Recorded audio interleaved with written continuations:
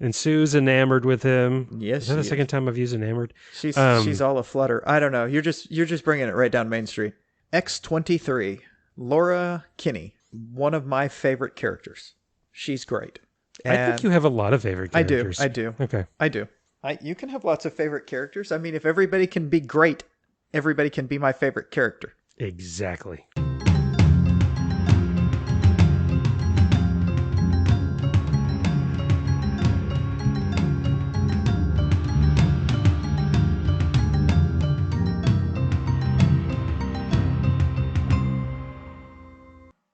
Hi there, and welcome to Hav and Charles Talk Comics. I'm Charles. I'm here with Hav, and we're going to talk to you about comics today, like we do on every single one of these podcasts, even the ones where we talk about comic book movies. Hi, Hav. How are you? Hey, Charles. I'm good. How are you? I'm doing all right. So, this episode of Hav and Charles Talk Comics will be going back to the very beginning, literally the very beginning of the Marvel Universe, because Mr. Gonzalez suggested that we read the original 10 issues of the Fantastic Four. Correct. That was my suggestion, and I've been thinking about doing that for a while, but yeah. And I had also read it while another comic book podcast I was listening to was talking about it. It's a comic book podcast called Screw It, Let's Just Talk About Comics. Screw It, we're going to talk about... It originally was called Screw It, We're Just Going to Talk About Spider-Man, and I think it's Screw It, We're Just Going to Talk About Comics is what they moved on to after the first season of Spider-Man.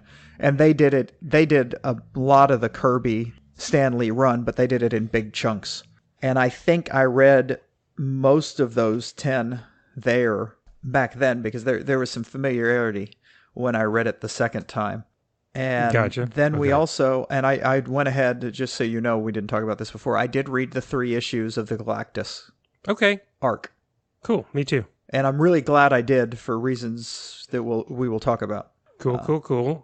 So, and then, of course, you suggested we read All New Wolverine, which is just a little bit more recent. Just a bit. Than Fantastic Four. Something that I knew very little about, and then was very happy that I got to read it. Good suggestion.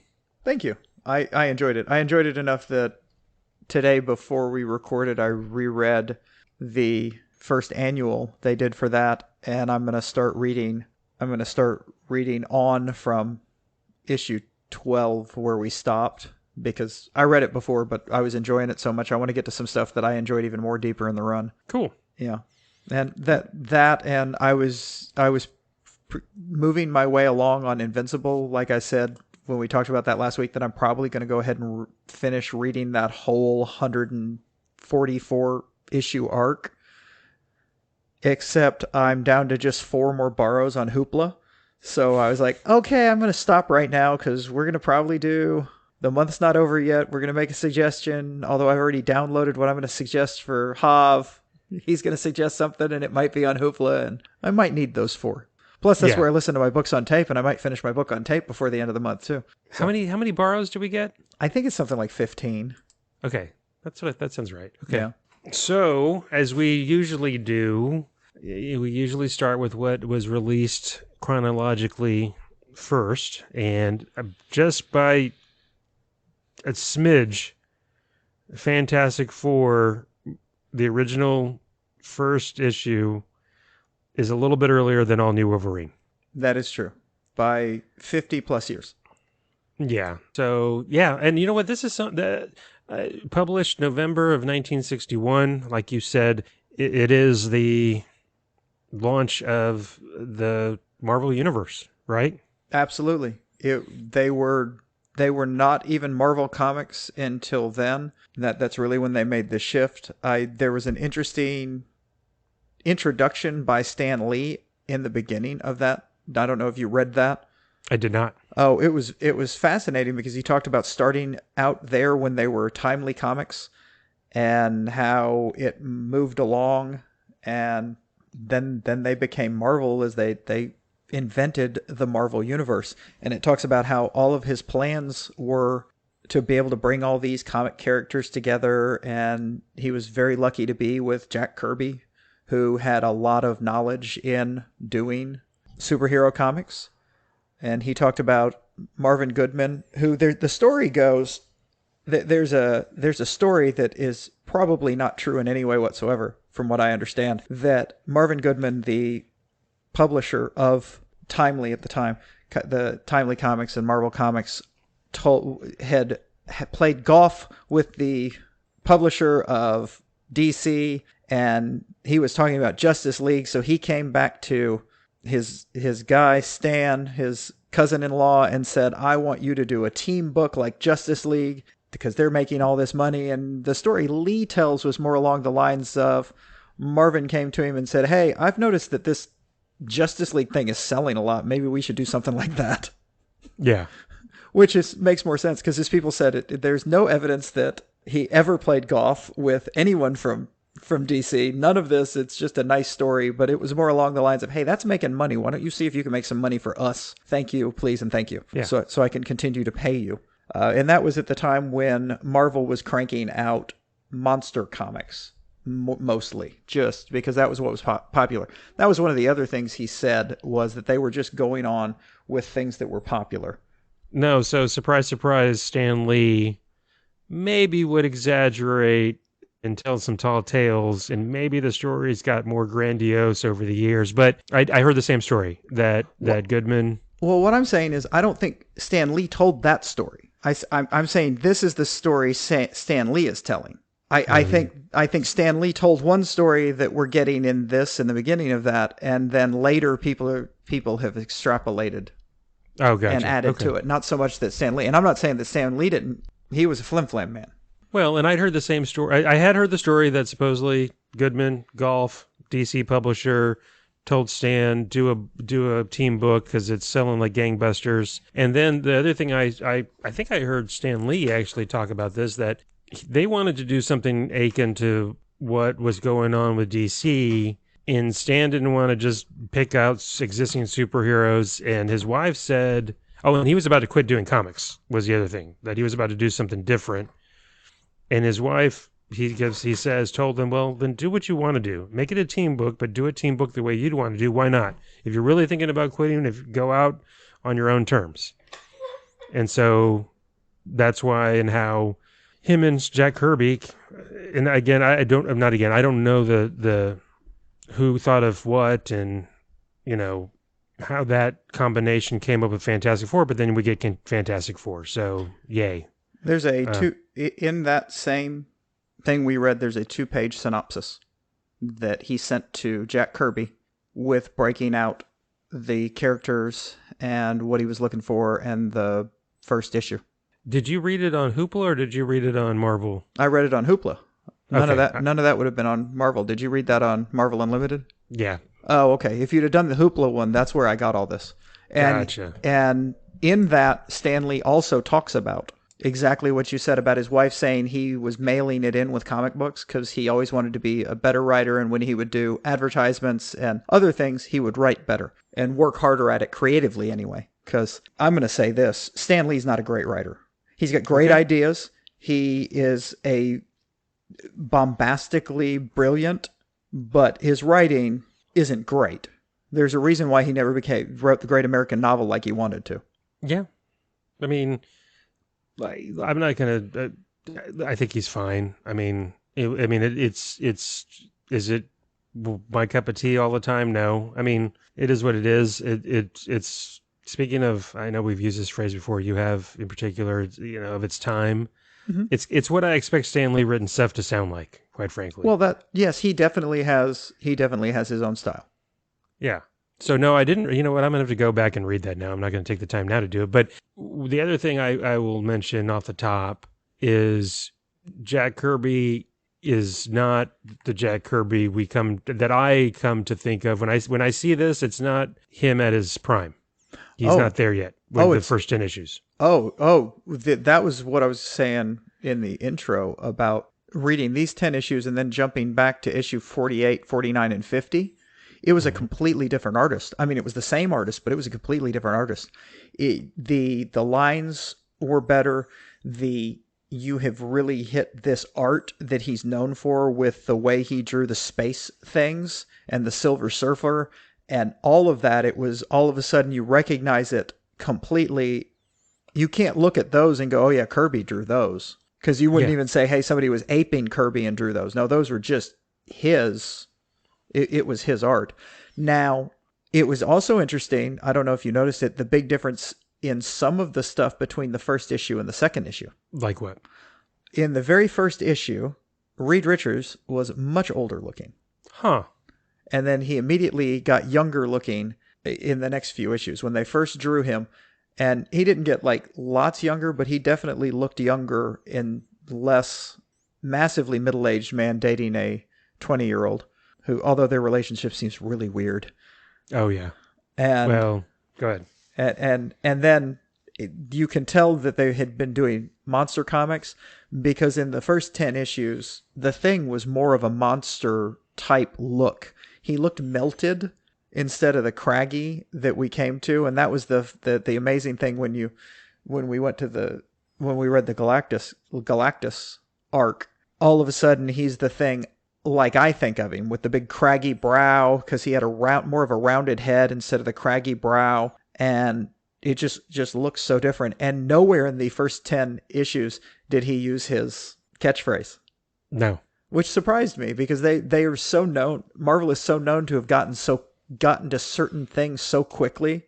The fact that he didn't use it in the first 10 issues, so almost the first year of publishing, he never said it's clobbering time, but boy howdy, they did, and clearly he'd been doing it for a while with Galactus, because they even full-page spread it with it's clobbering time. Oh, yeah. And speaking of the full page spread, now this is something I have read about Kirby and his evolution as an artist from Fantastic Four going forward. At some point, I think he just got to the point where he was just trying new things, which included big splash pages, not standard layout of the comic page, and just started kind of just doing what he felt like would look cool. And surprise, surprise, it did. And you get the Kirby crackle. Jumping ahead to in the 48, 49, and 50 issues, the Galactus issues, you get he's not at the, he's still going upwards at that point, because you can see he's almost there, and he's getting there, and he's there to some level. But I think for him the best is yet to come. And speaking of the Thing, you're right. He kind of looks melted and just monster. And holy crap, how many bad guys are monsters running around in the first 10 issues? Oh yeah. That's they lean into that a little bit. So yeah, I mean, let me say this also. I really enjoyed reading the first 10 issues, and then, like you, I liked jumping ahead to 48 through 50 and seeing how much, and not knowing really, but seeing how far they'd gotten. Yeah. Really, I mean, yeah, it's a number of issues, but you could tell that they were, I don't know, how would you say, just getting better and better and better. Well, in fairness, that was 4 years. There you go. It's a comic book a month back then. If Right. that, they might not have done, I don't know if they did one necessarily every month. They might have done 10 months a year. They, you know what I mean? Sometimes they miss. So you're looking at least 4 years of work, and the art got better. I will also say Stan Lee's writing got better. I mean, just between the two arcs, it was a world of difference in the writing. And I liked the first 10 issues. I really did. I'm not doing my normal thing. It was an amazing thing that they started, and as much as they got in there that is still there today is just incredible. They had Alicia Masters, who is now married to the Thing. They had Doctor Doom in the third issue? Yeah. They had Namor was that the second issue they had Namor? I'm looking at my notes. I want to say fourth issue. Fourth issue. Okay. So Doctor Doom, Namor. Now Namor is pulled from the past, because he was one of the first superheroes he was one of the main superheroes of the Marvel Universe, as was the Human Torch and Captain America. Not the Marvel Universe, but back in the day with Timely. In the original Human Torch, who they ripped off, they didn't rip it off, it's theirs. So they changed the Human Torch. So in a lot of ways, he's a legacy character. Yeah. Which that baffles me, thinking about it like that, okay, wait, no, one of the brand new superheroes that they made for the Marvel Universe is actually a legacy superhero from before. Well, and they, they did that with Captain America, right? Oh, yeah. They unfreeze him. So Except they actually brought the Captain America back. Although they've also brought the original Human Torch back. He's been a shield agent at times, and he can burst because he's the robot. So yeah, there's all sorts of weird stuff with the original Human Torch, right? Wasn't there at some point his? I don't even remember, but there's all sorts of weird stuff. There is. I liked it. So yeah, speaking of stuff in the first few issues, you got the Skrulls in issue number 2. Oh, that was issue number 2, the Skrulls. Yeah. Yes. Well, we've talked about that before, about the cows, turning them into cows, what they've done with that later. That's come back, and obviously the Skrulls have been throughout everything. Yeah. They keep on coming back. And you know what? There is an explanation about the fourth Skrull, that he just got away and they think he went back to the mothership. And I didn't realize that. Because remember, there's only 3 cows in the field, and there's the fourth one. They're like, where is he? Oh, he went back to the... I swear there's a line where they try to explain that. But no, look, there's so much in 10 issues. Alicia Masters, who at one point, she dated the Human Torch, and when I was reading it in the 80s, that was a big to-do. Yes. And you get the Mole Man. Really cool look, by the way, for the Mole Man. And yeah. But clearly a monster, and they fight a giant monster. That comes out of the ground. Yeah. And the classic cover. And the Skrulls were much more monstrous looking as aliens. Right. No, you're right. And we get to see the Skrulls later on in the 48 through 50. I don't know if you remember that, because they see Silver Surfer coming their way, like, oh, hide, put up the cloaking or whatever. We don't want him to see us because we don't want our planet to get eaten or, whatever. So what else was I going to say? Anyways, well, I'm glad you liked it. And you'd read it before. I don't think I'd sat down and read, the first 10 issues like that before. So I'm glad I did that. Mm-hmm. I think I'd read like the first issue. I don't think I'd ever read the Skrulls issue. I'd read the Doctor Doom first appearance. I'd read the Namor first appearance, but not reading them all in order. Not like that. Yeah. I will say it's harder to read these than it is something like All New Wolverine, because it's just everything is a standalone thing. So you have no real impetus to pick up the next one other than if you really liked it. And as a middle-aged man, having read a lot of good comics, I kind of wanted to keep reading it because I was enjoying it, but not so much that, I have to read the next issue.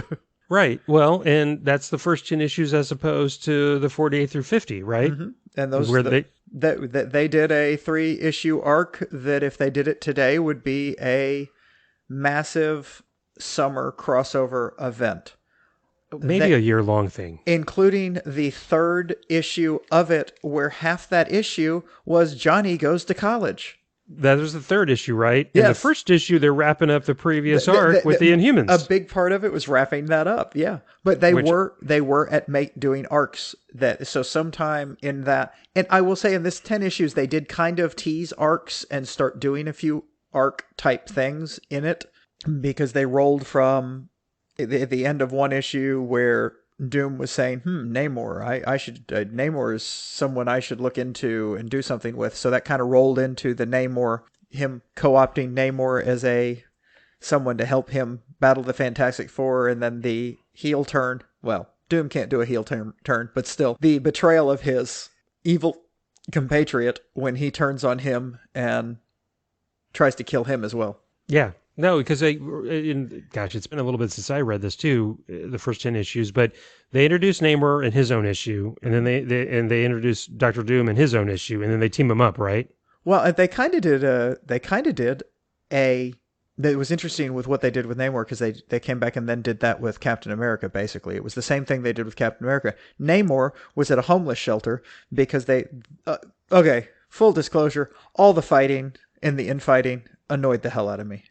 The everything was this is awful, and poor Sue crying, and the way they treated Sue, and all she could do was turn invisible. I did like the fact that she finally got force fields sometime well after these 10 issues, because she didn't have force fields. All she did was turn invisible. Right. And get tied up and captured. Yeah. But the infighting drove me nuts. But back to how Namor came around and what they did later with Captain America. After a big fight, Johnny says, F you guys, I'm going out on my own, I'm leaving, and he leaves, and then he doesn't have anywhere to stay, so he goes to a homeless shelter. That's right. And Right. that's where he finds Namor, because they say something about, oh, there's this really strong guy and he doesn't know who he is, but he's like, wait a minute. And when Johnny looks at him, he's like, wait a minute, I think I recognize him. And then he burns off his hair, and then all of a sudden it's Namor.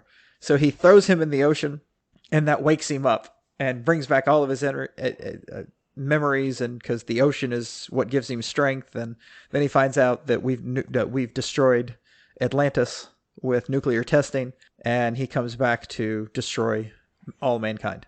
He gets angry. Yeah, justifiably. You know, Justifiably. But and but the I'm going to kill everybody because I'm angry is not necessarily. yeah, I mean, that's not everybody was part of wanting to do the nuke test, right? But Yes. and you know what? Just weird little tangent. Just the other day, for some reason, it's like I wonder how many times we tested nuclear bombs in as a species. How many times have we done that? Around 2,000 times. Really? U.S. about 1,000 times. Are you kidding me? No, I was thinking hundreds maybe, Oh my but god. and I think that includes both under the ocean, underground, above ground, in atmospheric. But I read, and it's such a round number. I mean, it's approximately because, but yeah, I was shocked. I was like, really, that many times? Really? How much data do you need to know that it's bad? Anyway, so Deterrence. They kept testing him to deter the Russians, who kept testing him to deter us. yeah, well, yeah. Anyway, so yeah, I just thought that was really interesting. What was I going to say? Or horrifying. I think the word you were looking for is horrifying. Yes, horrific. Oh, so some notes I do have from the first couple issues. They reference Central City, which is a little surprising to me because, the whole thing for Marvel for a long time was they said in the real world, and I didn't realize that maybe at the beginning they were going to go the route of maybe like DC, where there were fictional cities like Central City. I thought that was interesting. Yeah, but when Spider-Man came out, he was in Queens, but he went to Midtown High. People have pointed that out. Okay, all right. How can you be in Midtown if you're in Queens? Yeah. Huh. Oh, in the first few issues, maybe borrowing from stuff like, I thought of Batman and the Bat Signal. Man, they like the smoke signal, the firing of the big four in the air to call everybody together. Dude, that seemed like a go-to for them, at least in those first 10 issues. And I think it went away eventually. Yeah. Another thing that was interesting, this whole thing with Ben liking Sue. Oh yeah. I didn't remember that because I know I've read the first issue. Man, there was a lot of that going on where, he was better than Reed, or what are you doing with Reed, and you should be with me kind of stuff. I'm a big manly man. Yeah. So that was interesting to read. And then also, how many times in the first 10 issues do they tease Ben going back to human? Like 2 or 3 times, and then oh my lord, wah, you're transforming back, and he's all rightfully so crestfallen that he's a monster again. And so those are from the first few issues. A couple notes. Yeah. Yeah. No, they were good. The only real notes I took were just talking about what I mentioned about the big changes, and that he did start controlling his anger. Started controlling his anger a little better as we went on in those 10 issues, which makes sense because with what happened to him, he had a right to be angry. Yeah. But he would fly off the handle for no effing reason. He had the temper control of a 2-year-old. Yeah, there were some anger management issues, maybe. What is Reed doing, and what is he doing in there? How dare you keep a secret from me? Well, what he was doing is trying to turn you back into the thing, and he had a perfectly legitimate reason to not tell you what he was doing, because he didn't want you to get your hopes up if it didn't work, and then it didn't work. So well, so there was a lot of talk in the first issue where they're talking about the flight. First, it's a flight to Mars, not to the moon, which I think is retconned at some point, because I think it changes into a flight to the moon, or just I thought it was space. just a flight. It was just to space. In the first, I swear there's a reference in these first 10 issues that it was a flight to Mars. I swears. Okay. And I think they retconned that just to space. I think at some point they retconned it to the moon, and then at some point they retconned it just them trying to get to space. Oh, the other thing I noticed when they're talking about getting, trying to beat the, space race, we need to get up there. They steal us, a spaceship, essentially. I didn't realize or didn't remember that there were so much questions about whether or not the shields were going to work or not. And like that was a really big question mark, but they're like, nah, Yes. screw it, we're going. Well, yeah, that was exactly it. Is Yeah. they have no defense, so they knew about the cosmic rays. There is a retcon on that because later, well, we just read the whole thing. That dumb arc, Exactly. the dumb part of it. Whoa. No. I enjoyed it, but that dumb point of it that, oh, I don't remember if I knew about it. Well, no, you clearly knew about it. You knew. You knew. They all knew you knew. They all discussed it. The whole point of it was you didn't know if you had the shielding to protect you from it. If reading that page again, there was no Mars in this. I swear somewhere, maybe it's later on that they're talking about the ill-fated flight to Mars or Maybe. trying to get to Mars. It's somewhere in these first 10 issues. I made a note of it because I was like, oh, Okay. that's interesting. Oh, there's a Doombot. Oh, yeah. There was immediately a Doombot. And I love that. Yeah. Right away. And then they didn't bring the Doombot back, even though the only real reason when they shot him into space that he came back was a Doombot. Oh, that was a Doombot. Except they didn't use it again. I'm surprised. That blew my mind.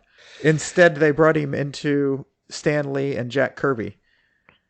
Yeah, that was interesting. That early on, that they're like, "Hey, we're going to be in a comic book." Although they didn't show. Did you notice they didn't show their faces? They did not show their faces. Well, that was interesting. But yeah, they're in the Marvel universe, and I don't know that I realized that either at that point.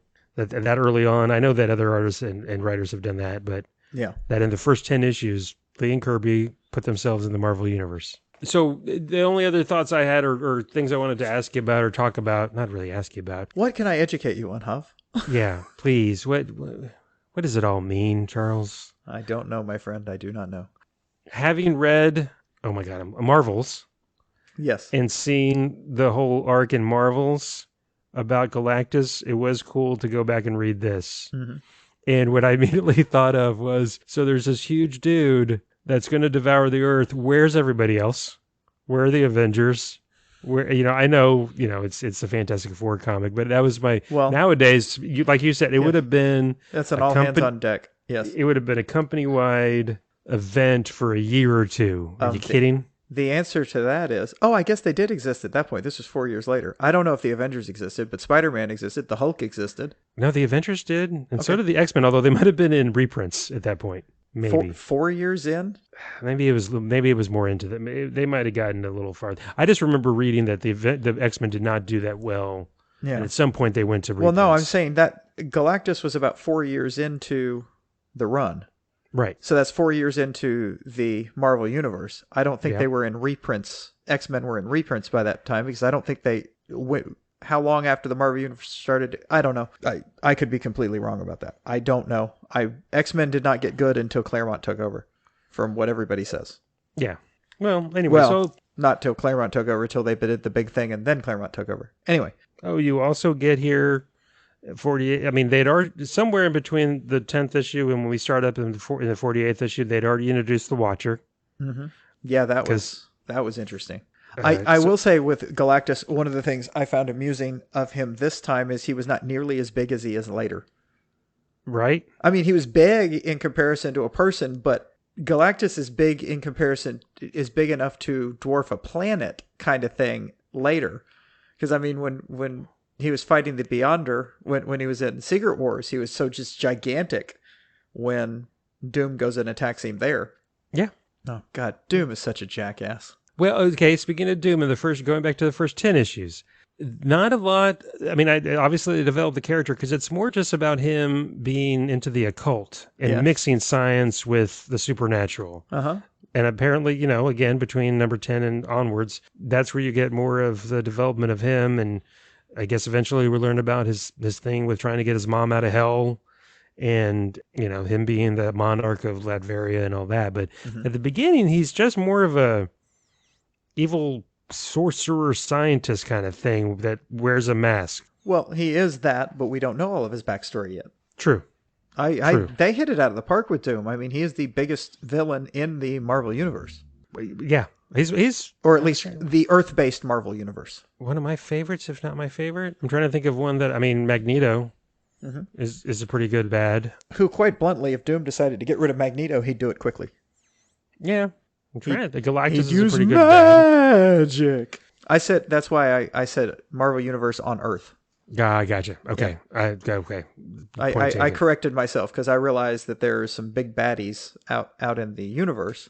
I mean, Thanos is out there. Well, not anymore because he dead. But Death. yes, Death is out there. yes, wanting to Um, get railed by Thanos. yeah. Yeah. Oh, the other, so I'm looking down at my notes here because I'm pretty sure the greatest comic magazine in the world, Oh wow, that was so quick.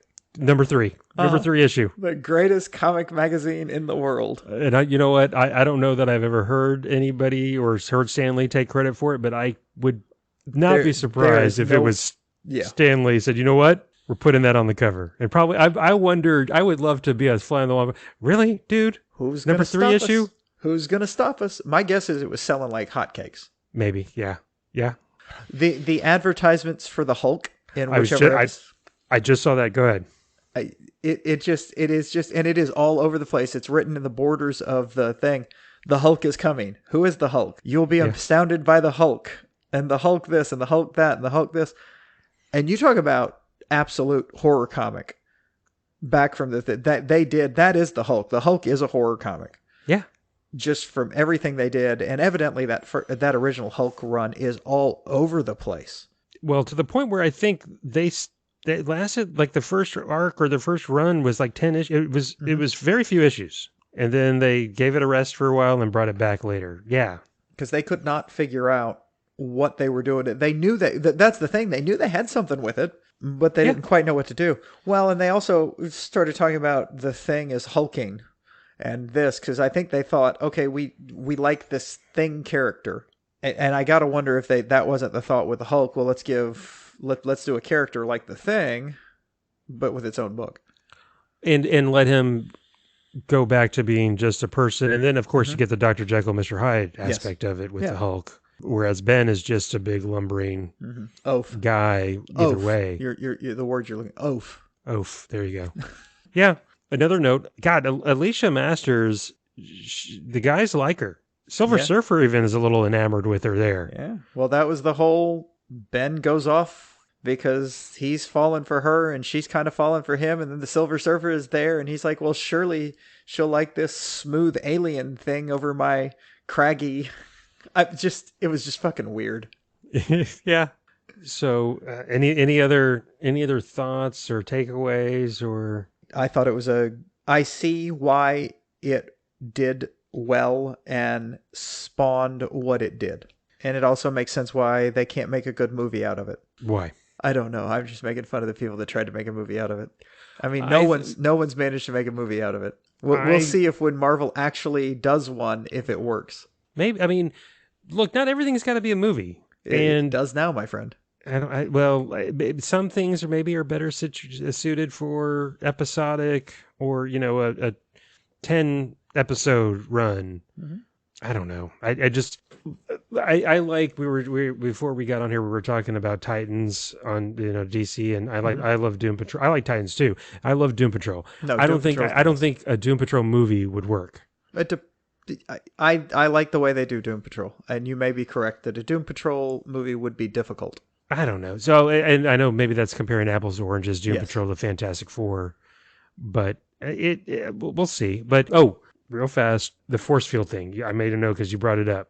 Yes, Sue's got the force field, and they show it in the 48 through 50, the Galactus run, so they're developing her powers. I do like that eventually, fast forward into the 80s, they kind of make that a bigger and bigger thing where she turns out to be maybe the most powerful member of the Fantastic Four, which is cool to see eventually that evolution of her being the damsel in distress to her, for all intents and purposes, like I said, being the strongest power-wise member and really the cement that holds the whole thing freaking together.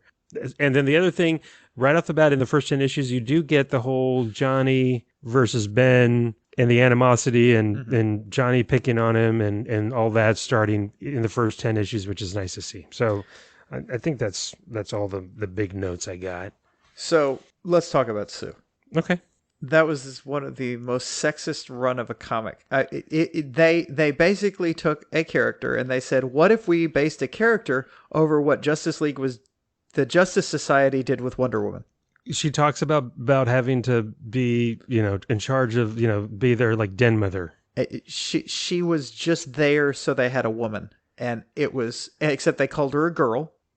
It was incredibly sexist. So going on to later, there is a great I think it's the comic where Spider-Man is with the Fantastic Four mourning the death of Johnny Storm, because Johnny Storm died at some point. The Human Like you Torch. do. Yeah, it's comics. But what if you die?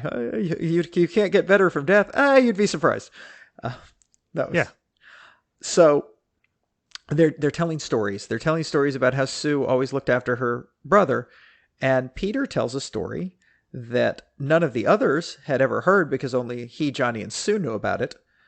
They were off in the park with something, and they ended up having to bail Sue out of jail because the crux of it is she made the pants on two villains disappear, so they were there and she made their pants invisible. Okay. So they were in their underwear, so the police arrested her for causing public indecency. Alrighty then. It was just one of the weirdest, just amusing things, and she's like, you can't ever tell. They showed up to bail her out, Spider-Man and Johnny Storm, and we're so very disappointed in you and your when did Johnny die in the comics? I don't remember. It's been in the last 15 years or something. Okay. He was also the Herald of Galactus.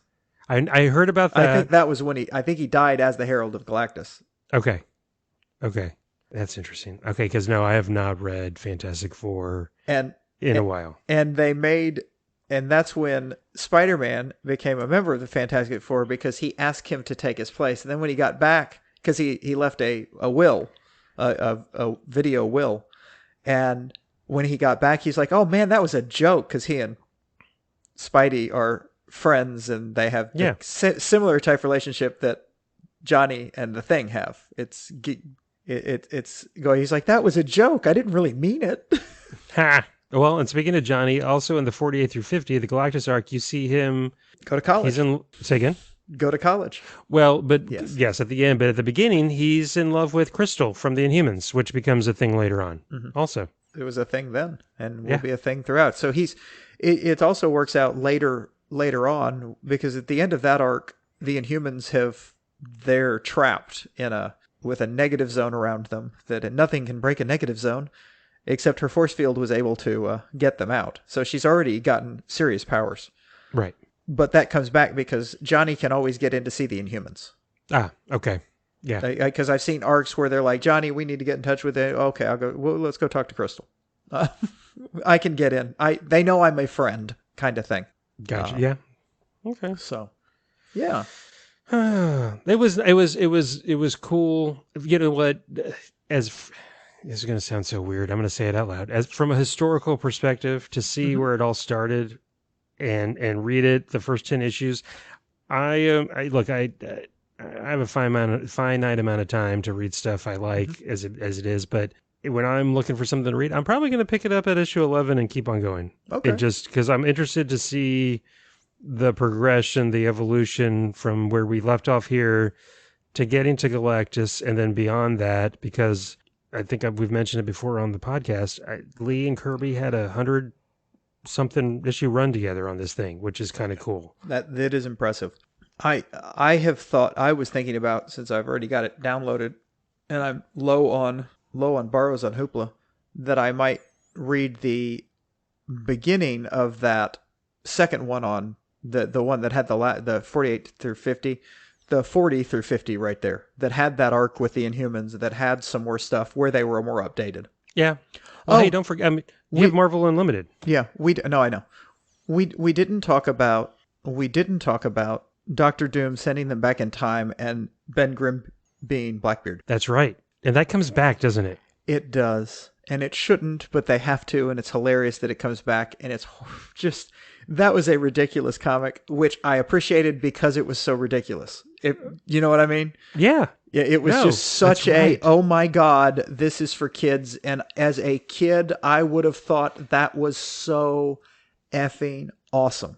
And you get time travel early on in this thing. I mean, it is a sci-fi comic book, and you're getting the space, you're getting time travel, you're getting monsters, you're getting extraterrestrials. It is Yeah, gosh, I can't believe you're right. Thank you for bringing that up. That was a funny, cool thing that I know, and I don't remember. I know it comes back up in a comical way. Mm-hmm. Maybe at different times, but for sure there's one. No, that is an awesome. It also we also didn't bring up the movie that That's right. the Submariner paid them $1 million because they were going broke, because although he had leased out all of his inventions and they were making tons of money, Reed Richards invested in the market and lost all their money. And Submariner offered to them to do a movie for $1 million. The only reason I'm really bringing this up is in the first appearance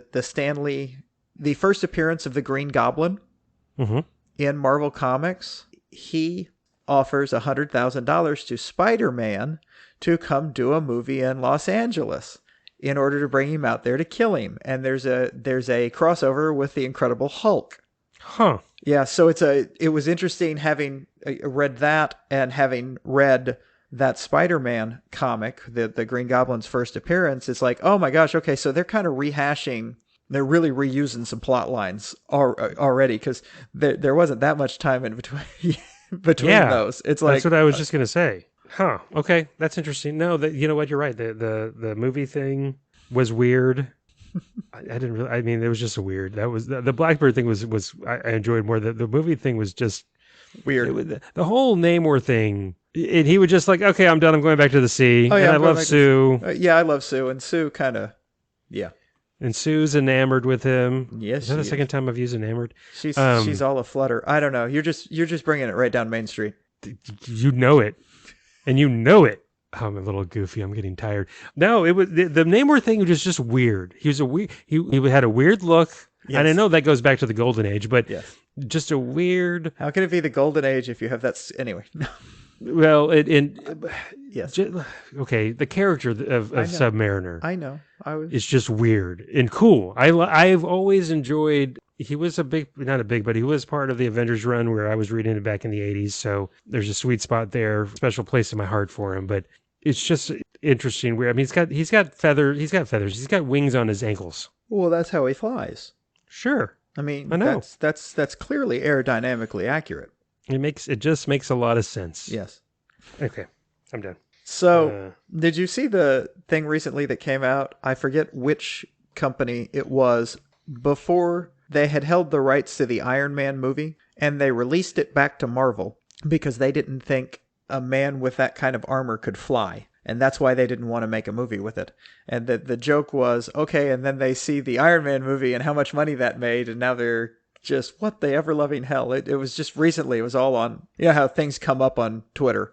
Yeah. That had come up, that they had just let their option to make a movie lapse because the reasoning is his armor would be too heavy to fly. And the responses were, have they not ever heard of jets?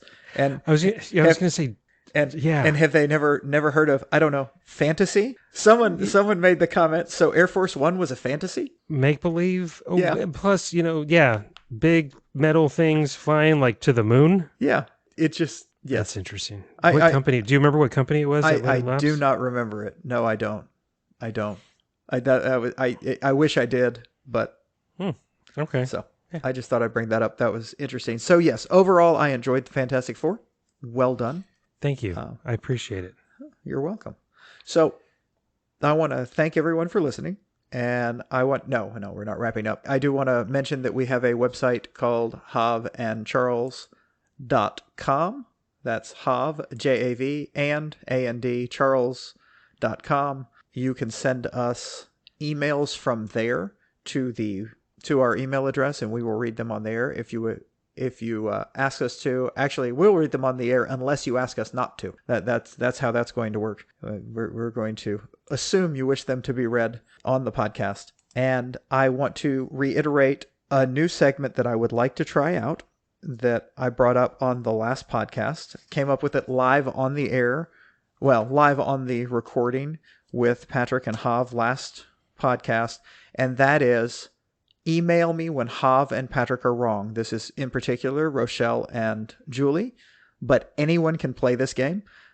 Anything you want to say about Hav or my brother Patrick, or If you have a husband in particular and you're listening and they do something wrong, I'm very happy to read it on the air, and Hav and I will discuss whether or not we think they're wrong from the male standpoint, although we probably will, even if it's Julie writing about what Hav did wrong. Well, okay, we'll see what if Julie sends in an email. She may, but I'll probably be able to tell you if you try to say I'm wrong. I'll probably be able to tell you why actually you're wrong and you just misunderstood what I was trying to say.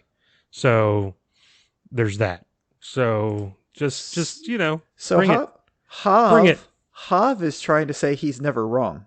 Hey, you said it, not me. I mean, I have literally, and for effect, literally hours of podcasts recorded that I can use to refute that. But that's fine. As we know, I am too lazy to do a clip show, so I don't know what you're talking about. No, I would thoroughly enjoy that. Hey, so real fast, yes, you can contact us. Also, Twitter for me is at Havgonzo Tweets. For Charles, it's at Harry and Red Reel. Yeah. And then the Twitter handle on for the podcast run by the unpaid intern is J and spelled out ANDC Talk Comics. So there's all that. And I also want to say, hey, last episode, Patrick was on here. I listened to it. I thought it was great. It was a lot of fun. And I do want to thank Patrick again for everything he's done, the theme music, the website. And I can't wait for Charles, for you to ask your brother to help you with a weird Gary Shandling type theme song. Thank you, Patrick, for what you do. Here, I agree. Yeah, I can't do that very long. Yeah, no, I had to stop. Oh, hey, so since we're bringing up ideas from the last podcast, the other idea I'd like to put out there that I've just been, I'm going to say too busy, but really too lazy to knock out here is the bingo card that I hope to ask Patrick to put up, that I'll come up with different slots for, different things that we say, mentioning the public library, Charles saying literally, me saying Main Street, me saying, I don't know, me doing list voice. There's a bunch of different things we could put on there. Political soapbox, talk about science fiction stuff that has nothing to do with the comic books that we're talking about. Let me just... That's a feature, not a bug. Surprise, surprise, Charles. I've already made a list. Evidently. So there's that. Oh, me talking about somebody being great, or Jack the King Kirby. So there's... it's on the to-do list somewhere down the road. You left off Charles cursing. Although, I mean, that's got to be a center square kind of thing. Something. Yeah, because it's just like a gimme, right? That's... Yeah. Like, oh, okay. We're 10 seconds in. I know I've cursed already. It's okay. It's my podcast. I can do what I want. Boom. So... I'm sorry. It's our podcast. You could also say it's my podcast. That's not... I wasn't excluding you. No, I did. Yeah. Okay, good. I just want to be clear. All right. Yeah. So you suggested something a little bit more recent. Just a wee bit. From not only this millennia, but in the last, it came out in the last decade. So all new Wolverine. X-23, Laura Kinney, one of my favorite characters. She's great. And I think you have a lot of favorite characters. I do. Okay. I do. You can have lots of favorite characters. I mean, if everybody can be great, everybody can be my favorite character. Exactly. No, go ahead. Sorry. Just realized, written by the great Tom Taylor. Yeah. Which I did not know until literally that's number 4, by the way. Okay. Literally 5. Right before we did the podcast, when I read the annual, I was looking, because I looked it up on Marvel Unlimited to queue up reading more, and I was like, oh my gosh, Tom Taylor wrote it. And I was like, okay, wow. I hadn't really thought about it. He's writing the new Superman, Superman's son. Okay. Right now, and getting a lot of praise for that. He's a very good writer. I don't think, I was going to say I didn't think I've read much of him, but evidently I have, since I've read all of this. So he really is a good writer, and he's got some great stuff in this. I love Gaby. I love Gaby. So Wolverine is dead. Long live Wolverine.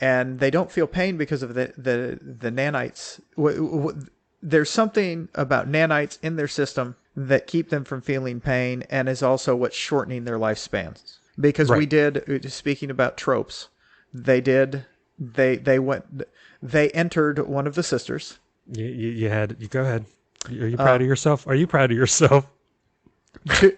Two women entered her. Oh, go ahead. Yeah. Just lean And into it. that's what she said. Boom. So the Wasp and Wolverine went there, went inside her, and were trying to fight this. And that was after they fought the Wasp a little bit, because Dr. I don't give a shit about boundaries teleported them into the Wasp's lab. Yeah. Doctor Strange is being Doctor Strange. Yeah, it's just like, okay, you go here now. Because he couldn't save her as a doctor. That's a really funny part where then immediately Janet, the Wasp, calls him and just is dressing him down like, dude, not cool. You have my phone number. Yeah. You can call me. It would have been fine. You just call me up and say, hey, I'm going to send them there. They'll be there in a minute. Again, peppering in the heavy stuff with some light moments that are Yes. just nice and fun and funny. Yeah. Yeah, they do the inner space thing again, which we've seen, of course, before, and we're going to see many times. I like that you're going to call it the inner space thing. I guess that's when we really saw it the first time, as kids. Yeah. Instead of Fantastic... Was it Fantastic Voyage? I think that's what we figured out. Yeah. Yeah. No, that's a good point. The nanites are shortening their lives. Mm-hmm.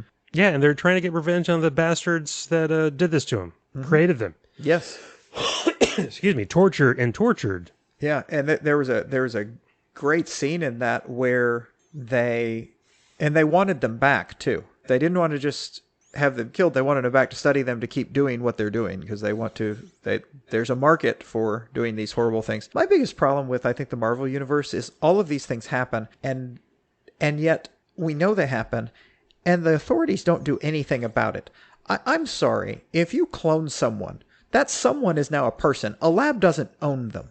A person is a person. And I know this is legal stuff, but still, it's going to be real easy to figure out a person is a person. You don't own a person because you cloned a person. That's still a person. You can't own a person. We fought a war over that. The owning people side lost. Yeah, well, war and money go hand in hand. I don't know. There's evil people, dude. I know. And guess what? There's fictionally. I know. Fictionally? In fiction, there are evil people, and in real life, there's evil people. Oh, yeah. Art imitating life and vice versa. But no, you're right. Like, you know what? Good point. I hadn't thought about it from that perspective. Like, how do they not know that this is going on?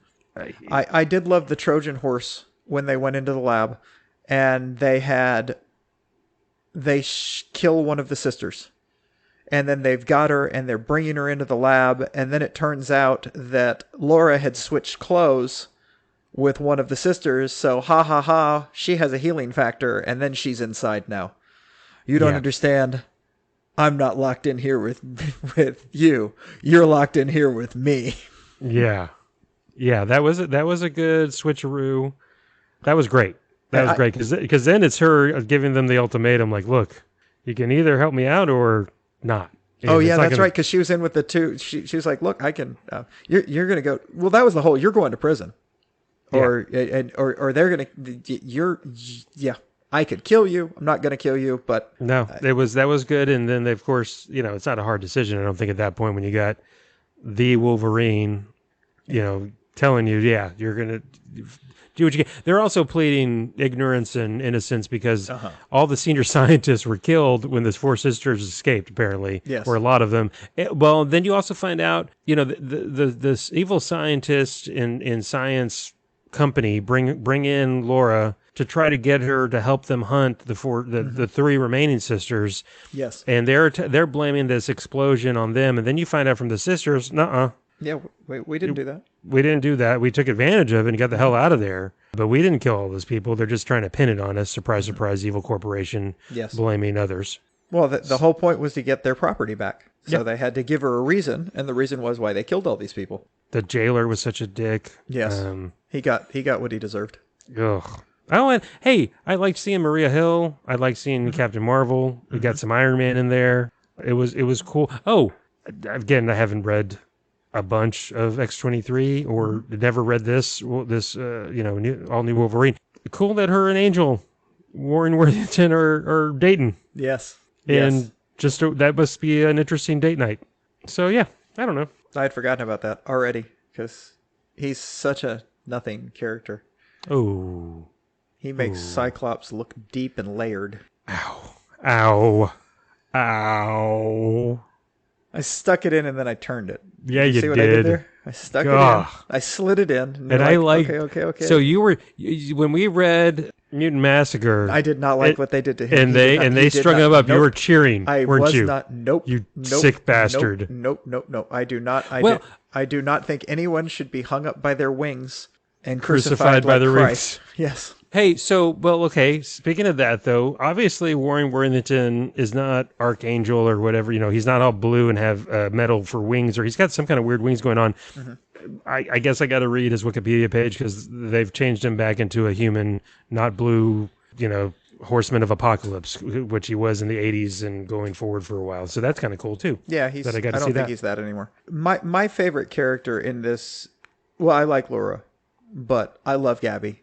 The 13-year-old. She is awesome, and I love her joy, and she's had a hard life, but she's still so happy and so optimistic. Yes, and I love the fact that Laura decides not to do what Wolverine did with her, because Wolverine refused to. He said, "Everybody that's around me dies. You need to be with people who aren't me, and I'm going to go out and I'm going to do things to protect you, but it's not going to be with me." And then she looked at Gaby. She's basically saying the same thing to Gaby. And Gaby's like, "You're going to put me with people I don't know, and I know you, and I like you, and we can live here." And she's like, "Okay, that's what we'll do." We're related biologically. What is it? A number 24 with noodles, or it's her first number 24 with noodles? Something, yeah. That was just a cute scene. Yeah, it was the way they played that flashback with what was going on between Laura and very well done. Mm-hmm. Tugging on the heartstrings, and then fast forward to the second 6 issues, Old Man Logan.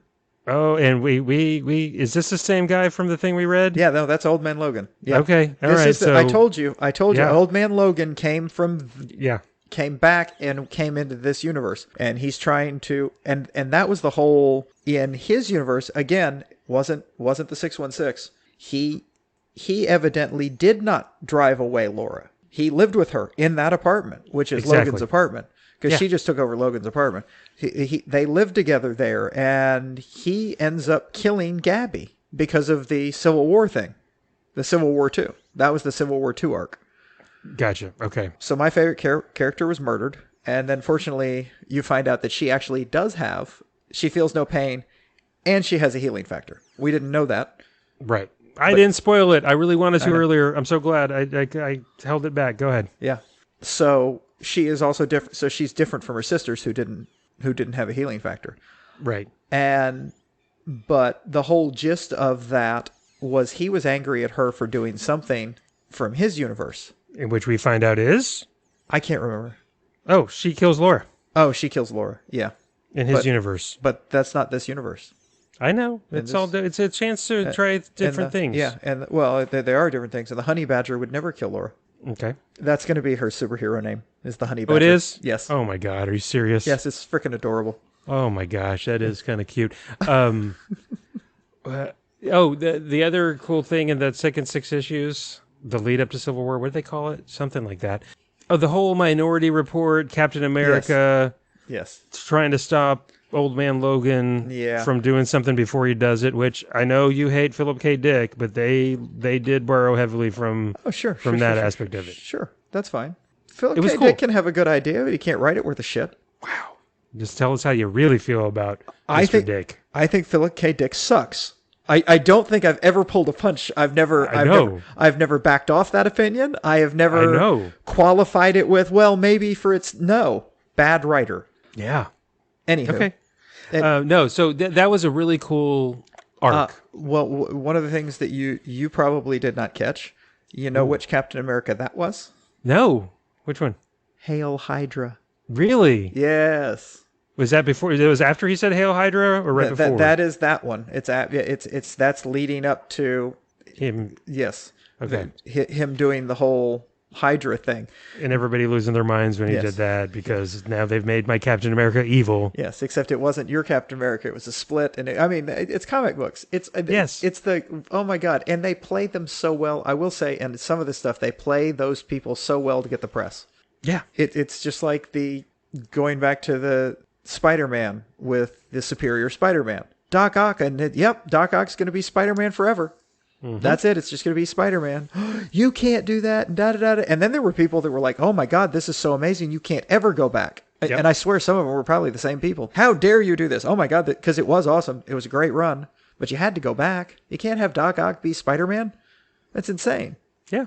Yeah. No, awesome. Insanely awesome. Hey, when they killed Superman back in, he was going to stay dead forever. Shut up. They haven't brought him back, have they? No, it's just I get pulled off sides pretty easily, but shoot, I think maybe it's just comic book fans in general can get easily pulled off sides. Yeah, trying to think what else from that arc. Let me see. Any? You know what we didn't mention? So Tom Taylor, the art is by David Lopez and David Navarrete. That's how I'm going to say that. Okay. At least the first 6 issues, and I didn't look at the second 6 to see if it's the same. Okay. Exactly the same. No, it's a different artist team on the second 6 issues. All New Wolverine Volume 2 Civil War 2 is Marcio Takara and Ig Guara is how I'm going to say those names. Okay. And I hope I do try to pronounce them as best I can. Just I'm not trying to make fun. I'm sure I've told you.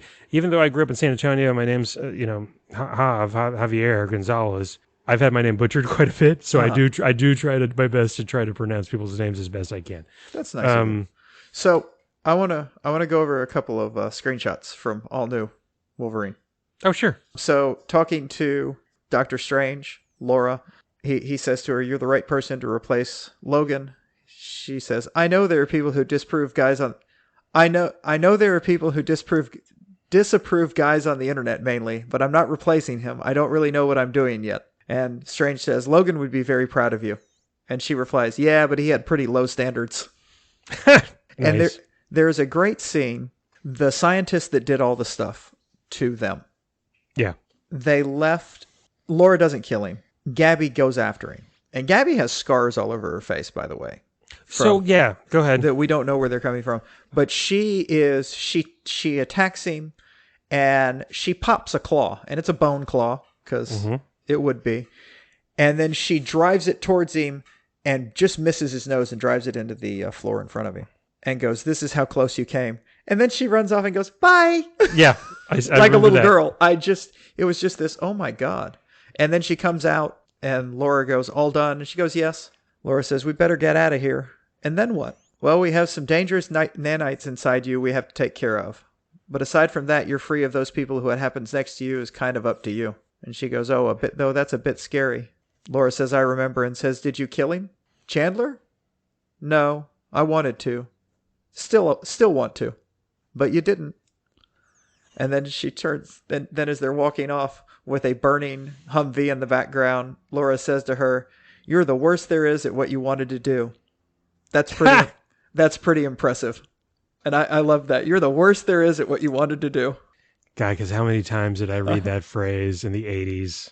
That's cool. No, hey, look, this was a lot of fun for being such a dark thing. And the two, 3 of the 4 sisters dying, and 2 of them, one dies right away, and it's in Paris. But you kind of get to know Bologna and Zelda, the 2 older ones, and they're both kind of fun and funny too. Bologna is just a hothead, ready to shoot first, ask questions later. Yes, she's definitely a Wolverine.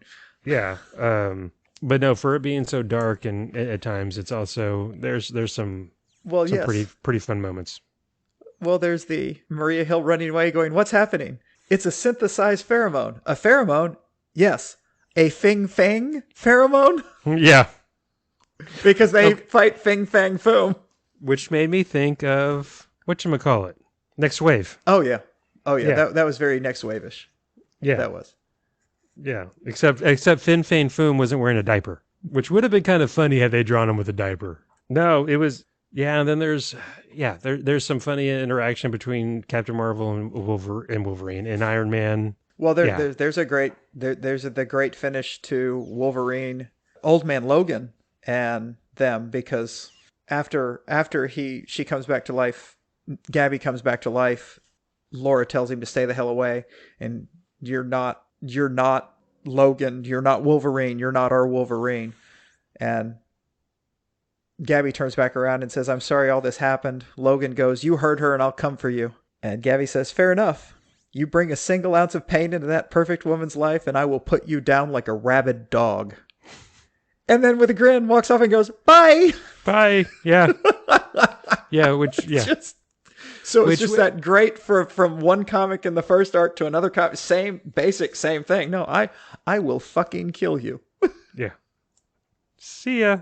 No, that made me think of Deadpool 2 and the girlfriend of what's her face and Yes. hey, Hi, yeah. Yuko. Yeah, that's where I get it from when I say bye at the end of our episodes. Bye. It just always makes me laugh thinking of that Deadpool just interaction between him and her and yeah, Gaby doing that just cracks me up. It was awesome. And yeah, you know what? A really cool character that I did not know existed. So thank you. You're very welcome. You should read more of it. You know what? Again, because there's a brilliant Deadpool arc. You're all right.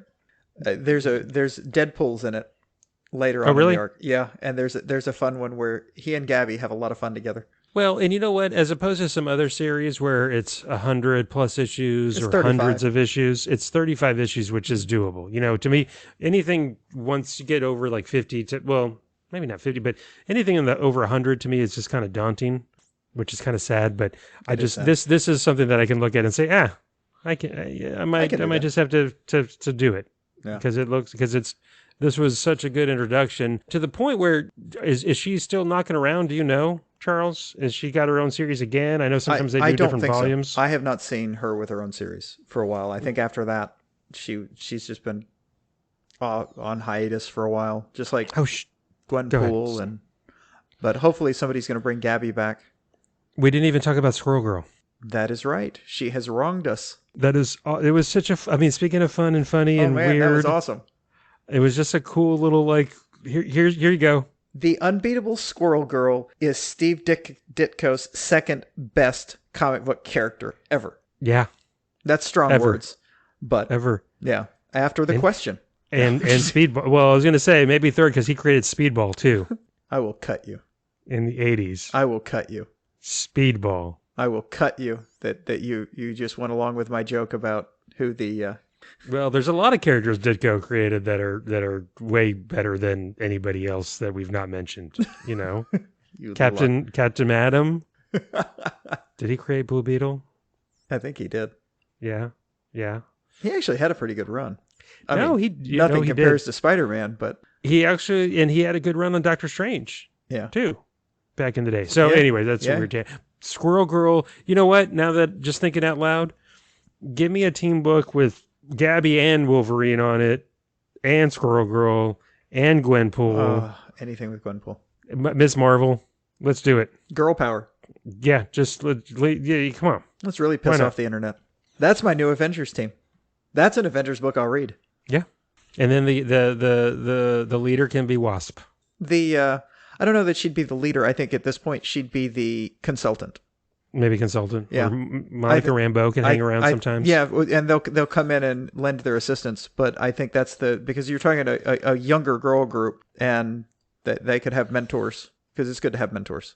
Yeah. But no, I can't believe we almost didn't talk about Squirrel Girl. That every time I see her, it just makes me laugh. And also because, didn't she? I know I've read a fair amount. I actually have done a little deep dive on Squirrel Girl. She beat Galactus, right? And Dr. Doom. And Dr. Doom. Yes. She's the unbeatable Squirrel Girl. Exactly. That's her shtick. Don't you forget it. Yeah. No, this was really good. She eats nuts and kicks butts. Yeah. And okay. The little interaction at the end when she's because she can understand what squirrels say. Of course, she's Squirrel Girl. Duh. the interaction that when she's telling Laura about the squirrel thanking her and forgiving her and all that, and then Laura walks away and the squirrel's like, "Did you tell her anything I said?" "No, I didn't." "No." Yeah, because she gives her this wonderfully uprising speech that the squirrel evidently told her, and I loved so I'm not getting my nut back. Yeah. Because that was the whole gist of it. That was what the squirrel was saying. Yeah. I gave you a nut, and you used that, and I want it back. Yeah. Yeah. No, it was fun. It was. There's just so much fun in comics that's again, not to go back on my thing. It's the everything having to be dark all the time in movies that people are insistent. Why isn't this movie dark enough? Why isn't this movie fun enough? That's what you should be asking. The movie should be fun. Well, and look, that's maybe what was part of the problem with Eternals. There wasn't enough. There was fun. not much fun at all. It was very dark and somber, and as opposed to a lot of the other Marvel movies. Well, they started it with the world was going to end. So it was hard for it to be anything but dark, because the whole gist of that is the Celestial was being born and was going to rend the world in half. Yeah, but they could have done it in a fun... I don't know. I know. I don't know. Yeah, but make it fun. Hey, look, if you can have... I know they haven't merged it officially, but if you can have Deadpool with Cable and, all that, come on. We can have some fun here, no?